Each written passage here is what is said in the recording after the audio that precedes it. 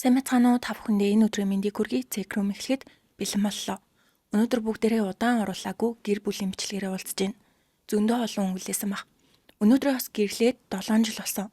7, 5, 3 болон хэдхэн сартай 4 хүүхэдтэй ам бүл зургуулаа амьдардаг. Нөхөр Ким Тэжон 33, эхнэр Бэ Хивон 26 настай. Тэжоны дүүн эхнэр Хивоны ахлах сургуулийн дээд ангийнхан нэгчээсэн болохоор эхэндээ мэндийн зөрүүтэй явдаг байсан ч удалгүй Хивон нөхөртөө үерхэх санал тавьсан. Насны зөрүү ихтэй болохоор Тэжон эхэндээ зөвшөөрөөгүй ч 7 хоногийн дараа зөвшөөрсөн ариу өгчээ. Шалтгаан нь дүүн эмнэлэг твцсэн байх үеэр Хивон байнга очиж асарч байгааг хараад сэтгэл нь хөдөлсөн гин. Тэд Хивоныг 19 настай байхад үерхэж эхлээд 11 хоногийн дараа жирэмсэн болсон. Ердөө 20 эдхэн хоногийн дотор бүх зүйл болсон ч тэд анхны хүүхдээ ярилцаж төлөвлөөд гаргасан гэж ярьдаг. Хивоны хувьд нөхрөө алдахгүй тулд хүүхэдтэй болсон. Нөхрийн халын бичлэг гарахад Тэжон эхнэрээ үн цэнтэй гэдгийг мэдж байгаач хайртай юу гэдгээ сайн мэдэхгүй байна гэдэг.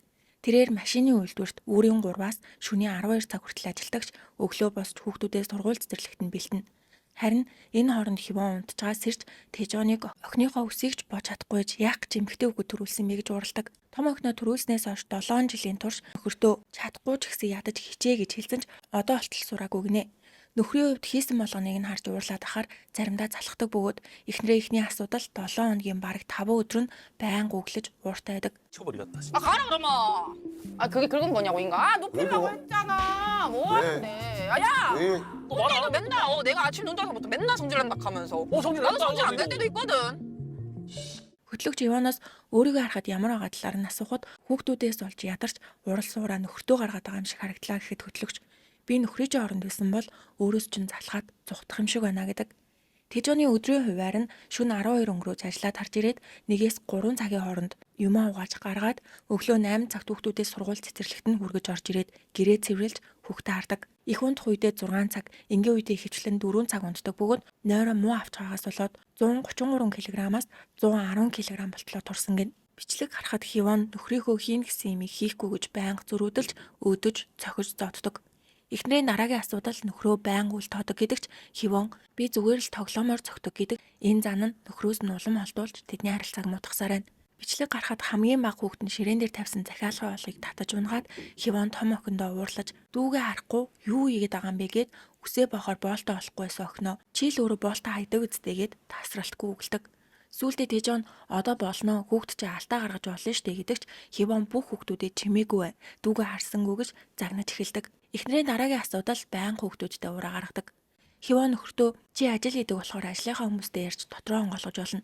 Харин би өдөржингөө хүүхдүүдэд арч гэртээ байдаг болохоор надад сэтгэлээ онгойлгож ярих хүн алга. Хүүхдүүдтэй ярина гэдэг хантай ярихтай адилхан гэхэд Тэжон чи намайг ажил дээр хүмүүстэй юм ярих завтай байдаг гэж бодоод байгаа мó? 2. Заримдаа 1 минут тутам тасралтгүй залгадаг гэж гэдэг. Хивон өдөрт 20-оос 25 удаа нөхөрлүүгээ ямар ч шалтгаангүй залгадаг. 뭐 좀 많이 놀랐어. 아씨. 아왜 끊는데? Тэжон цалах бодол байхгүй ч энэ нэвтрүүлэгт орж өөрийнхөө байгаа байдлыг харахыг хүссэн бөгөөд уураа барьж чаддгүй зангаа өөрчлөлмөр байна гэдэг. Эхнэрийн талын бичлэг гарахад Хивон 3 хүүхдээ дагуулж гэртээ орж ирээд хувцснуудыг нь угааж цэцэрлэг рүү ярих орондоо угжнуудыг нь цэвэрлэн хүүхдүүдээ нэг нэгээр нь усанд оруулж хамгийн сүүлд гэрээ цэвэрлж хоолойно. Сууг байтугай ус уугч завгүй тэрээр хүүхэд нь тасралтгүй бөлдснөөс болж дахиад 3 хүүхдээ бүгдийг нь дагуулж эмнэлэг рүү явдаг. Хүүхэд харах болон гэрээ ажлын 80% ганцаараа хийдэг бөгөөд өмнөх бичлэгэн дээр Тэжон их юм хийгээд байгаа юм шиг харагдсан ч камер хараад тэгсэн баха. Ингийн үед гарнаасаа уцаас халгадаггүй байнга тоглож зурагт үздэг. Бүр 4 ширхэг уцтай. Тэд нар нь бүгдээрээ тоглох зориулттай гинэ. Хивон ихэнх цагийг галтгоон өнгөрөөдөг бөгөөд хүүхдүүд нь халуун пилетик асаалттай газанд гараа үргэх аюултай болохоор нөхрөө хараад өг гэж гуйдагч тоглоомдоо ухаанаа алдснаас болж 5 минут болохгүй хүүхдүүд нь галтгоогоор гүйжирдэг. Тэжон 4 уцаараа дандаа нэмэх 18 тоглоом тоглож сард дор хаяж 200-аас 300 мянган вон зарцуулдаг тэрээр арх тамхи хэргэлдэггүй. Найзуудтайгаа гадуур явдаггүй гэхээр тийм их зардал биш гэдэгч 6-аас 7 жилийн турш нийт 10 сая вон тоглоомд үрсэн юм байна. Дараагийн асуудал хадам ээж. Хивон хаяа хадам ээжээсээ хүүхэд хараад өгөөч гэж гуйхад хариуд нь заавал мөнгө өг гээд нэмээд араар нь муулж ховж ивэрдэг. Нэг удаа зээл авмаар байна машины чинь барьцаан тавьж болох уу гэхэд Тэжон зөвшөөрсөн. Гэтэл гинэд хүмүүс ирээд ээж чинь өрөө төлөхгүй байна гэд машиныг нь авч явжээ. Инээс хойш ээжигээ ухаарсан байх гэж бодсон ч сүүлд дахиад 3 газраас зээл авч Хивоны дугаарыг өгсөн болохоор нөгөө хүмүүс нь Хивон руу залхаж мессеж өчөн үгийн мухагаар хараахаас гадна хүүхдүүдийг нь оролцуулж сүрдүүлдэг. Тэжоны хувьд эхнэрийнхээ талаас харахаар ээжээсээ холбоогоо тасалсан нь зөвч ээжигээ ямар хэцүү нөхцөлд байгааг нь мэдж байгаа учраас тусламаар байдаг. Гэхдээ эхнэрээсээ хагаад чаддгүй. Одоогоор яг л хананд авчуулагдсан халиуны зулцах шиг байна гэдэг. Харин Хивоны хэлснээр Тэжон иймэрхүү ээжтэйгээ холбоотой асуудалд огт оролцдоггүй. Хадам ээж бэр хоёрын хоорондох асуудлаа өөрсдөө шийдэхэд хайт юм байна. Нөхрийн дараагийн асуудал гадуур хүмүүсийн хажууд халамжтай аав, сайн нөхөр шүгэдэгч, гэртээ хүчрхийлэгч. Хамгийн ихний хүүхдээ төрүүлснээс 7 хоногийн дараа Хивоны хагалгаа илгэсэн шарх руу цүнхээр зогсон.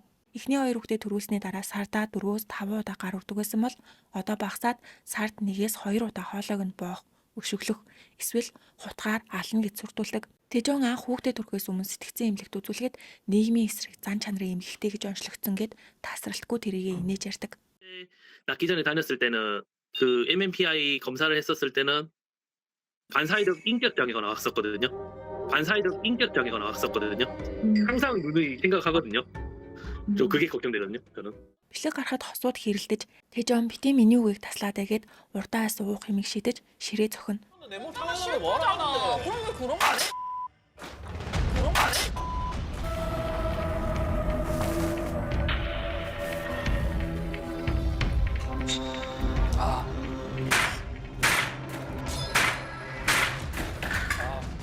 Хивон хэрвээ камер байгаагүй гэртээсэн бол аль хэдийн намайг зогсон байгаа гэдэг. Хөтлөгч бичлэгийг зогсоогоод гадуур болон ажил дээр уур үргэх асуудлууд зөндөө гардаг. Тэр үед ч бас ингэж ухаанаа алдтлаа ууралдгүй гэхэд үгүй гэж хариулсан. Хөтлөгч хамгийн аймхаа хүн гадуур байгаа бусад хүмүүст биш зөвхөн их нэртэй л уураа гаргаж зодод цогтөг гэхэд Тэжон өмнө нь аав дүү хоёртой гар үрчээсэн гэдэг.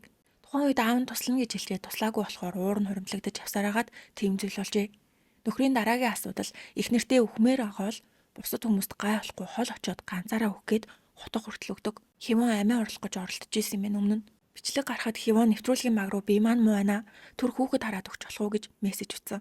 Хивон эпилепси буюу тархины мэдрэлийн эсүүдийн цахилгаан итвэх хэмээн босолж давтамжтай таталт үүсгдэг архаг өвчнөд. Им уусан ч нэмэргүй байсан тул том охин нь орж ирээд ээжээ зүгээрөө гэхэд Хивон татаж эхэлдэг. Ингээд охин нь ээжээ бити үхээрээ үхэж болохгүй гэж уйлахад нэвтрүүлгийн баг өрөөнд орж юу болоод байгааг хараад 119 дуудаж арга хэмжээ авсан.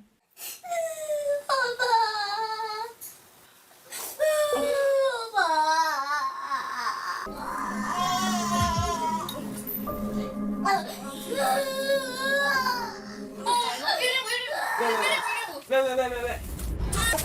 지금 숨을 좀 쉬시는데 있어. Ингээд Хивон биеинд эрдэж буцаад гэр их ажилд орсон. Гэтэл Тэжон эхнэрээ өвцнийг мэдээд ажилласаа нэг өнгөрөөж эрт орж ирээд зүгээр байгаа эхнэрээ харсныхаа дараа яах гэж эргэн тойрныхоо хүмүүс дараатай амьдрт юм бэ? Чи одоо хэдэн настай вүлээ? Өөрөө имээ тасалчаад надаар яалах гээд байгаа юм бэ? Архаг өвчтэй бол өөрөө бие арчлаад яваач гэж уралдаг. Хивон нийт 3 төрлийн юм уудаг бөгөөд бүгдийг нь ухаар энд тэнд гიშгэж алхахад ч хэцүү байдаг болохоор хүүхдүүдээ гэмтээж хвээ харж чадахгүй байх вэ гэсэндээ имээ тасалсан. Гэхдээ энэ бүх хүчрхийллээ зөвхөн их нэртэй биш хүүхдүүдтэй ч бас гаргадаг. Зураг авалт болохоос 1-7 хоногийн өмнө тэдний 2 дахь хүүхэд нь ярахтаа муу. Тэжоны хэлснээр хүн юм хэлж яхад хариу хэлэх ёстой ч тэгээгүй гинэ. Тухайн үед Хивон усанд ороод гарч ирэхэд нөхөр нь аимшигтай уурлаж 2 дахь хүүхэд рүүгээ чи хэл засалт явж байгаа мөртлөө яагаад ярьдгүй хэлгүй мүү? Тийм бол зүгээр үх дүүгээсээ дээр байж чадахгүй байна уу гэж хооронд ээж нь ирээд өмөрсөн. Энийг хараад бүр уурн хурж 3 удаа уураа барьж чадлаггүй хүүхдээ өшгөлсөн гинэ. Тэр жоохон хүүхдээ хаана нь өшгөлт юм бэ? Ингээд Хивон хүүхдүүдээ аваад өрөө рүүгээ явхад араас нь харааж үхэж яагаад ингэж амьдэртээ үхмээр байгаа бол чимээгүй үхнэ үсттэй гэжээ. Энэ бичлэгийг үзсэн хөтлөгч бусад хүмүүс сайн хүн болох гэж хичээх хэрэггүй. Гэр бүлдээ сайн аав, сайн нөхөр бай гэж уурладаг.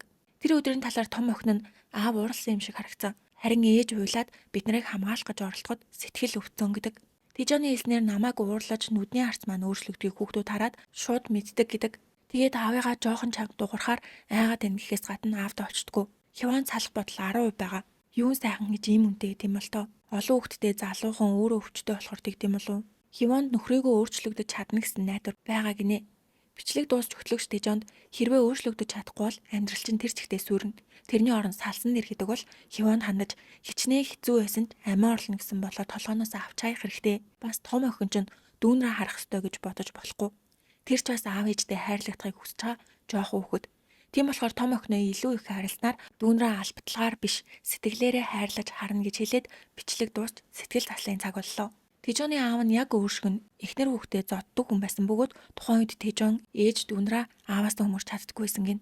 Нэг удаа аав нь чи миний хэлснээр л хийхгүй бол юу болохыг мэдж байгаа үстэй гэж зодох үед аавыгаа алмаар санагцсан. Хэдий аавдаа голдоо ортол дургүйсэн ч нас барахын өмнө аавдаа гар үрсэндээ уучлалт гуйж амжаагүй дээ харамсдаг гин. Ингээд нэвтрүүлгийн магаас Тэжооны урд эрэгтэй хүн суулгаад аавдаа хэлж чадаагүйгээ хэл гэхэд Тэжоон би танд маш их гомддог байсан. Мэдээж би буруу зүйл хийх үе байсан ч уучлалт гуйдаг байсан. Харин сонсдог гэсэн үгүйг чинь мэдэхгүй байна. Таныг нас барсны дараа ээж хэцүү амьдарч байгаа юм шиг санагдаж өрөвдмөр болсон. Цаашдаа би тань шиг байхаа болж хүүхдүүддээ сайн болох учраас Тэнгэрээс намайг хараарай гэдэг. Тэжээний аав 2021 онд нас барсан. Энэ бүх үгээ 5 жилийн турш дотроо хадгалахад хэцүү байсан гэд уйлж эхэлдэг. Дараа нь Хивоны аав ээжийн талаар асуухад аав нь байнга ээжийг нь зоддог байсан. Одоо болтол тэр төрхийг нь мартаж чаддаггүй. Би яг л ээжтэйгээ адилхан замаар алхаж байгаа юм шиг санагддаг. Сургууль дахтаас сургуулийн хүчирхийлэлд өртөж багштай хэлсэн ч тоолгүй өнгөрөөсөн гэхэд сэтгэл зүйж чамайг ямар нэгэн юм хэлж эсвэл тусламж гуйхад хинч сонсохгүй үл томсролдог. Туслах хүнч байгаагүй мэн гэхэд Хивон тийм ээ. Тэгээд удалгүй аав ээж маань салж ээжтэйгээ хамт үлдсэн ч надад цаг гаргадаггүй байсан гэхэд нэвтрүүлгийн магаас ээжийнх нь оронд жүжигчин гаргаад Хивоноос юу болсныг асуухад таныг ажил хийж мөнгө олох ёстойг мэддэг байсан ч би ч бас хайрлуулмаар байсан маа гэд уйлдаг. Хамгийн сүүлд хосууд гар гараасаа бариад Тэжон энэ бүх хугацаанд хүчирхийлэгч нөхөр, хүчирхийлэгч аав байсандаа харамсаж байна. Уучлаарай гэдэг бол Хивон цаашдаа хүүхд талаар огт ярихгүй, хүүхдүүдээ эрүүл саруул өсгөцгөө гэж хэлээд тэрвэрлдэж нэвтрүүлэг дуслаа. Энэ удаагийн нэвтрүүлэг сэтгэл зүйчин зөвлөгөөний цаг нь ороогүй байна. Ингээд өнөөдрийн бичлэг маань энэ үрээ дууслаад таалагдсан бол сувгдаа лайк болон subscribe дарахаа бити мартаарай. Миний инстаграмыг дагахаа мартаваад дараагийн бичлэгээрээ уулзтлаа. Түр баяртай.